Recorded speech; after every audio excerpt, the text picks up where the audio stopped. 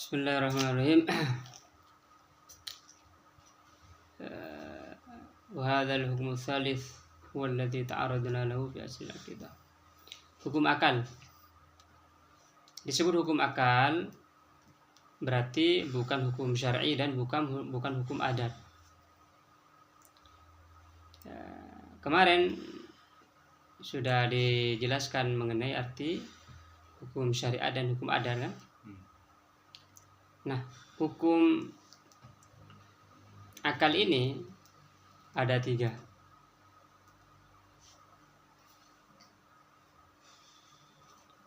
Waqalu yanhasiru fi al-aqsam, yakni anna kullama yutasawwar fil aqli, bahwa yang bisa dipikirkan oleh akal, dibayangkan atau yang bisa difahami oleh akal, yaitu zat, sifat wujudiyah dan salbiyah, sifat positif dan negasi, bukan negatif. Seperti tidak ada kan, negatif, negasi, menegasikan, menafikan ada, tidak ada.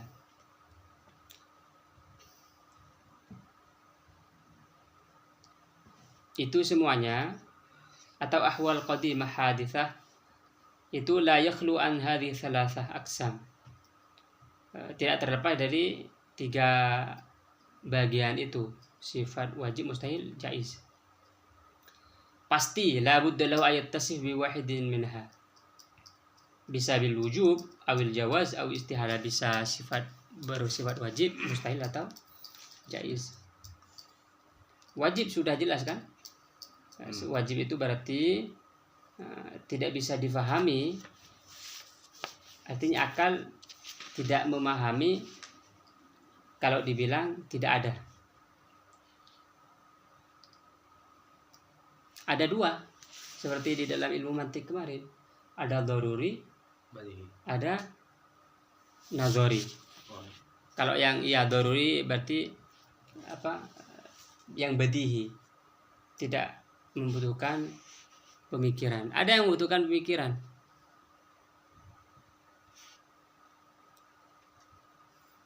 Kalau yang tidak membutuhkan pikiran, misalnya semua benda itu membutuhkan tempat.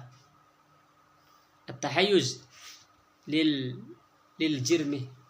Kalau benda 3 dimensi misalnya, benda fisik, benda materi butuh tempat. Kamu kan duduk tuh, nggak usah dipikirin, sudah tahu, pasti itu. Fa innal aqla ibtida'an la yudriku infikakal jirmi an at-tahayyuz. Dari awal akal sudah tahu bahwa kalau benda itu membutuhkan, tidak mungkin tidak membutuhkan tempat. Kalau benda ya, kalau Allah kan tanpa tempat. Allah tanpa tempat itu sebelum Allah menciptakan tempat dan setelah Allah menciptakan tempat. Allah berada tanpa tempat. Di mana? Tidak di mana-mana. Ini tanzih,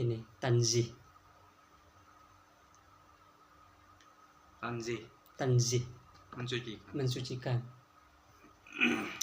Ada yang nazari, perlu pemikiran, misalnya seperti qidam.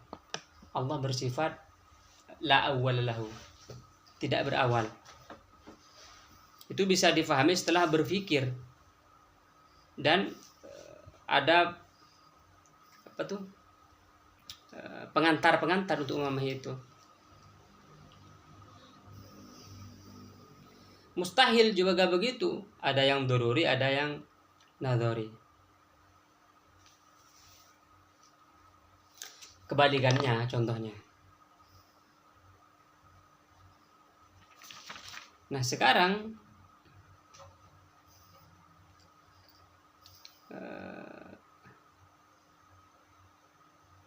yang jaiz itu akal memperbolehkan ada atau tidak adanya. Nah, ini juga ada yang daruri, ada yang nazari. Persis kan seperti dalam mantiknya itu kan, karena ini memang pakai mantik ini. pakai logika. Dalil aklinya maksudnya. Dalil aklinya. Contoh yang gak usah pakai akal. Ittisaful jirbi bi khususil harkah masalan, bahwa benda itu bisa bergerak, bisa diam. Gak usah pikir kan, benda bergerak, diam.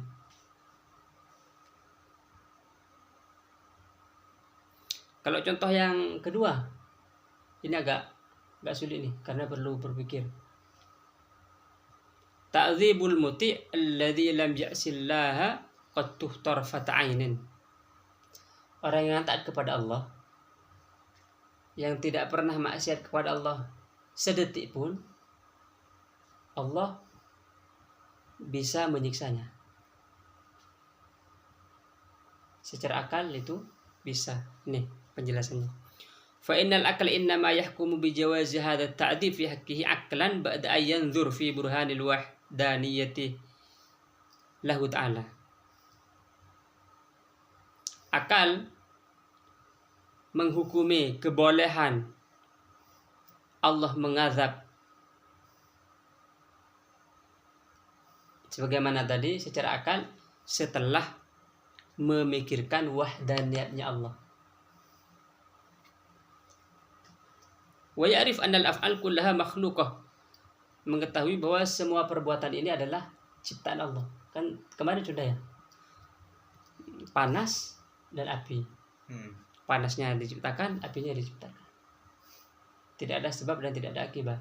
Semuanya adalah ciptaan Allah. Taat, ciptaan Allah. Surga, ciptaan Allah. Neraka, ciptaan Allah. Tidak ada sebab, tidak ada akibat. Maka orang yang taat bisa masuk neraka secara akal. La athar li kulli ma siwahu ta'ala. Gak ada sebab akibat. Fi athari ma albattah sama sekali. Fayalzam min dzalika istiwa'ul iman wal kufr. Maka berarti iman dan kufur itu sama. Wa ta'awul ma'siyah. Taat dan maksiat sama. Maksudnya bukan ayo kita maksiat, bukan begitu. Kita harus terikat dengan syariat. Aklan, ini secara akal. Wa anna kulla wahidin min hadhihi yaslu ay yaj'al ammaratan ala ma ayuj'al ammaratan ala ma ju'ila al-akhirah ammaratan alaihi.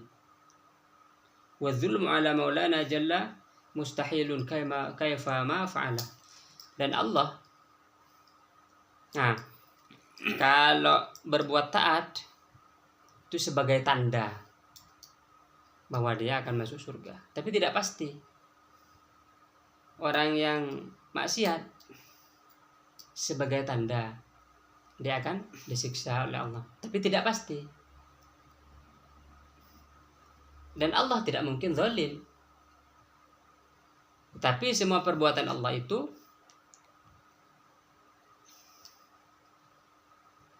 semua id az-zulmu huwa at-tasarruf ala khilafil amri wa maulana huwal amir.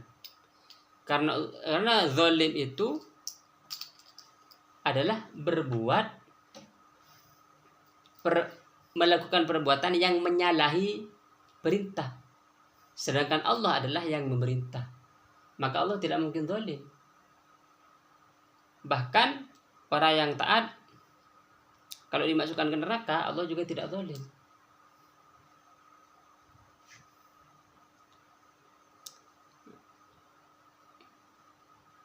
Fala amra wala nahyah yatawajjahu ilaihi. Maka Allah itu tidak diperintah dan tidak dilarang. Kalau kamu kan diperintah ke barat, tiba-tiba kamu ke utara, zalim kamu. Kalau Allah kan yang memerintah, maka dia tidak zalim.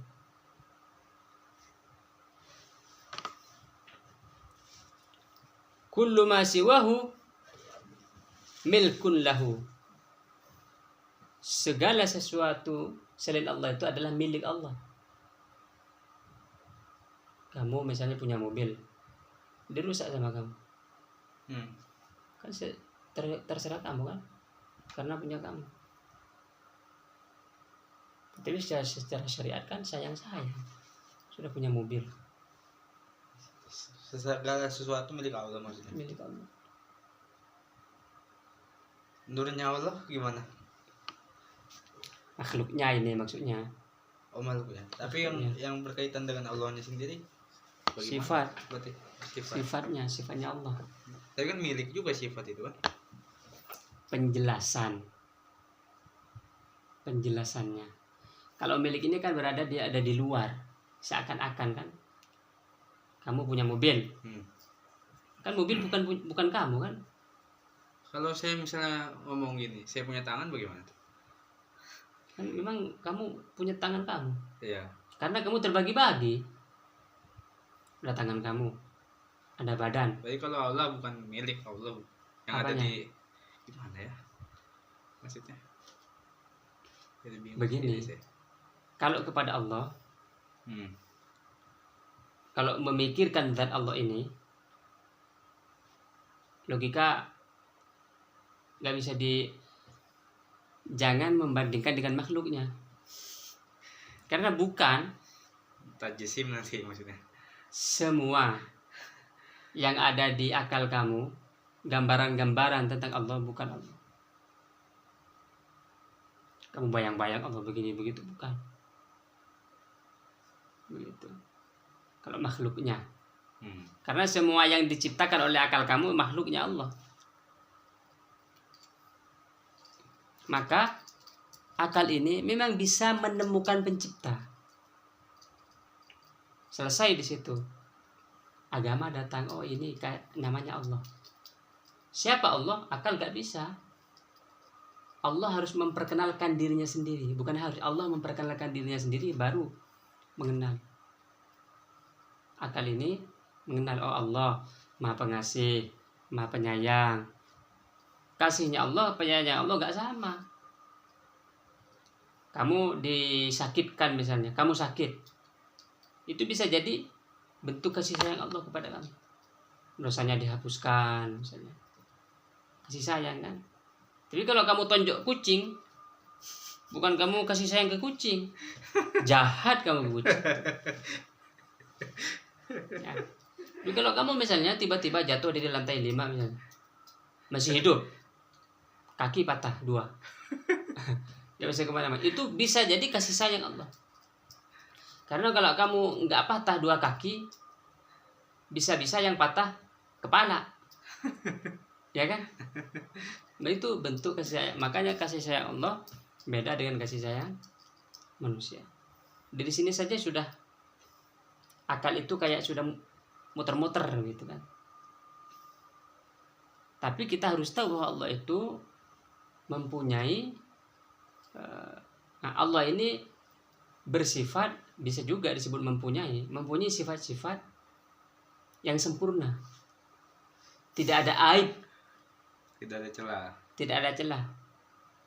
Jadi Allah itu mempunyai seluruh sifat kesempurnaan dan bersih atau suci dari seluruh sifat kekurangan atau aib gitu.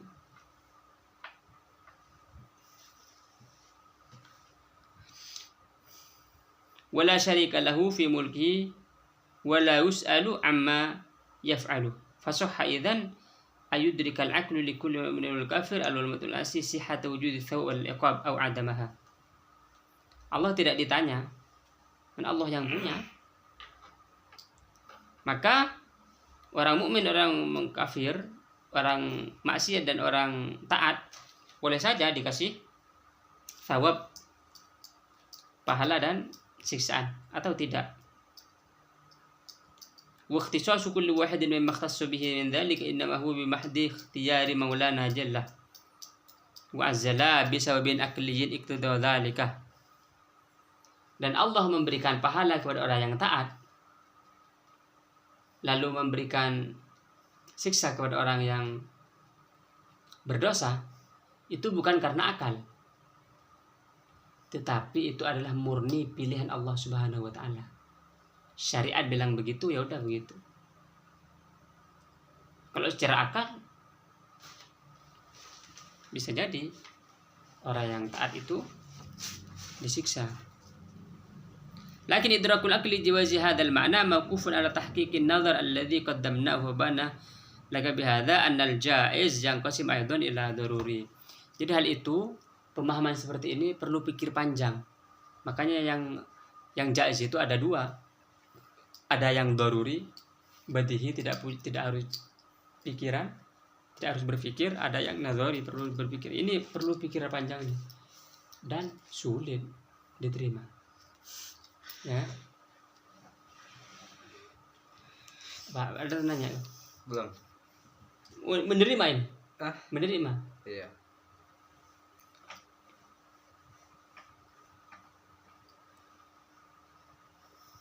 Wattadha bihadza anna al-aqsam ats-tsalatsa qad tafarra'at ila 6 aqsam. Yang 3 tadi jaiz, wajib dan mustahil terbagi menjadi 6. Karena tiap satunya itu terbagi 2. Mustahil Wajib ada 2. Ya, jaiz ada 2, mustahil ada 2, kan jadi 6 semuanya.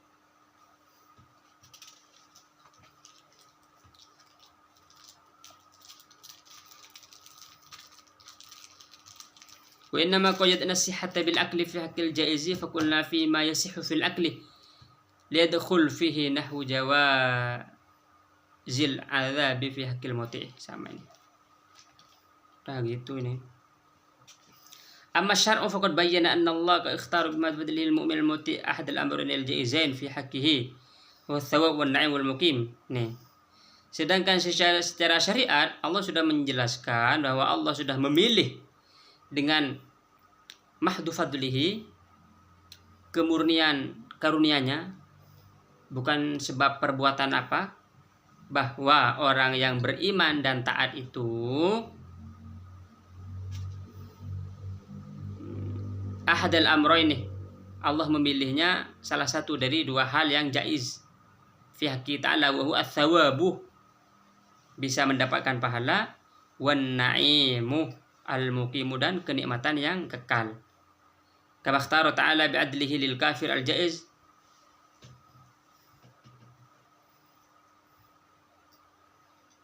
lil kafiri al-jaiz al-akhar.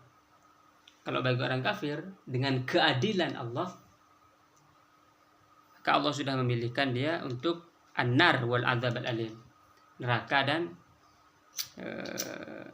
siksa yang pedih. Makanya kalau berdoa itu jangan minta adil kepada Allah. Karena kalau adil masuk neraka. Loh. Iyalah. Ya kan? Kalau adil. Soalnya kan kita juga banyak zalimin orang juga maksudnya. Enggak, bukan zalimin orang. Kita aja kalau di adil nih, untuk 1 kelopak mata saja dihitung dengan seluruh amal kita ini, nggak bisa untuk membayar mata satu mata aja.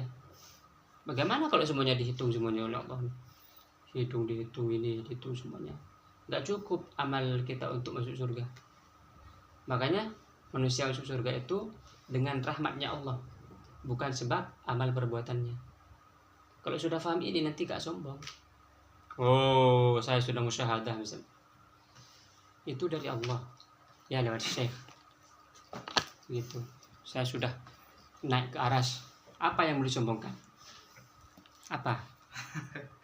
Karena sudah naik ke aras, apa yang mau disombongkan? Ya kan? Tapi ada anunya. Ada apa tuh? Ada manfaatnya. Apa? Hanya naik nanti ke arasnya. Ya, kamu nanti kalau dijelaskan nggak percaya. Enggak, kalau manfaatnya apa nih? Saya percaya nih. Inna fatahna laka fathan mubina liyaghfir laka Allahu ma taqaddama min dhanbika wa ma ta'akhkhar. Kamu cari artinya, ini ada di sini. Inna fatahna laka fathan mubina liyaghfir laka Allahu ma taqaddama min dhanbika wa ma ta'akhkhar wa yutimma ni'matahu 'alaika apalagi itu ada, cek kemudian nanti di apa, Al-Quran. di Al-Quran atau di Google.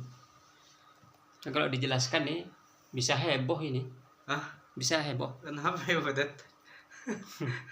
Saya jadi penasaran ini. Kayak jadi nabi kayaknya.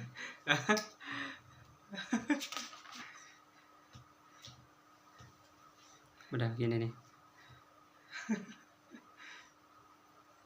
Al-wajib al-akli wal mustahil. Gitu aja.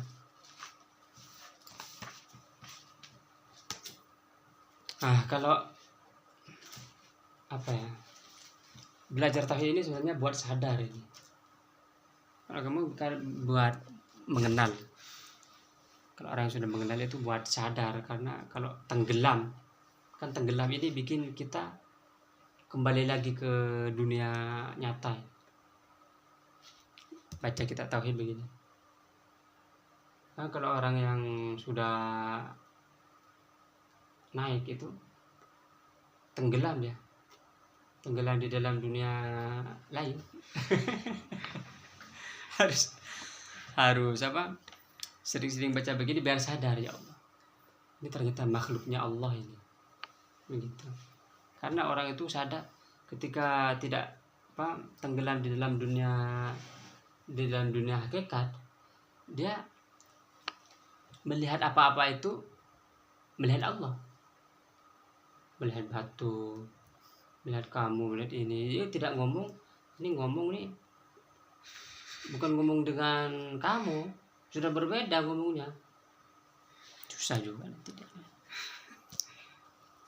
Tapi maksudnya itu majas atau melihatnya secara hakikat? Hakikat. Hakikatnya. Kamu ini majas. Iya. Iya. Hakikatnya ini bukan kamu.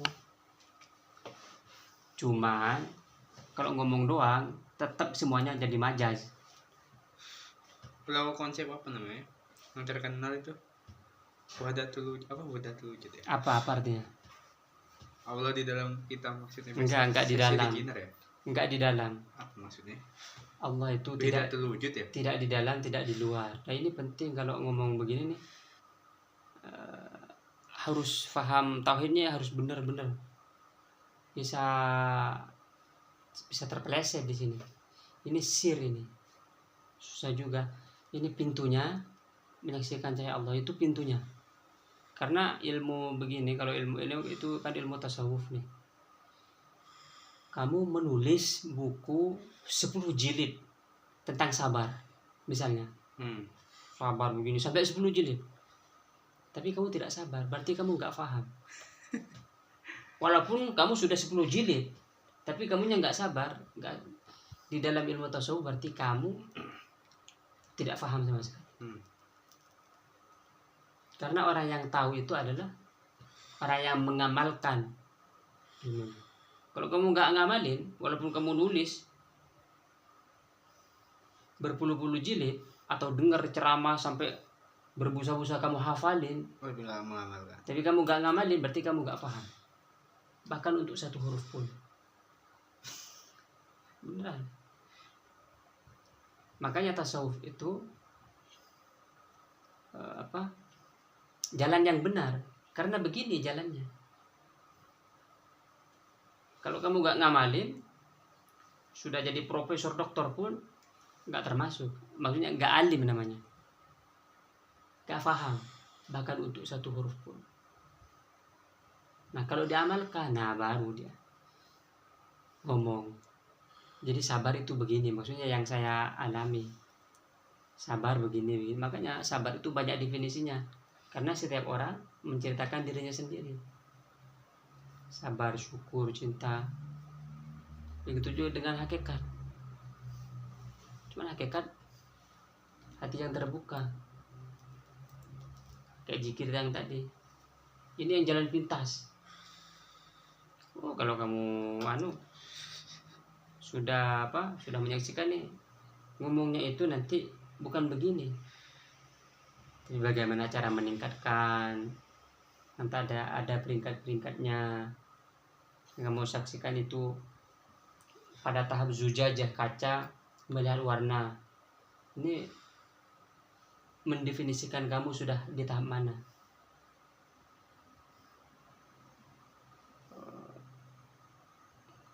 Merah, kuning, oranye, itu ada semuanya. Di merah masih pemarah ini.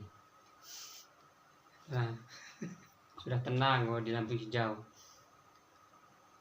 Ungu sudah wali ini. Memang ungu katanya. Al-wali yuk. Ungu. Kalau ungunya sudah agak pudar, makin tingkatnya makin tinggi lagi. Sudah biru, gue masih imajinasi. Kalau masih imajinasi artinya tidak mengemalkan sendiri. Kamu walaupun hafal ini semua, nggak paham, bahkan untuk satu huruf. Tapi kamu sekali pas langsung lihat, lihat sendiri. Nah itu sudah paham itu. Nanti baru proses tahap kamu di cahaya ini bisa masuk kemana-mana ini. Ke arah juga nanti jadinya. Gak paham, gak percaya, gak apa-apa, amalin aja dulu.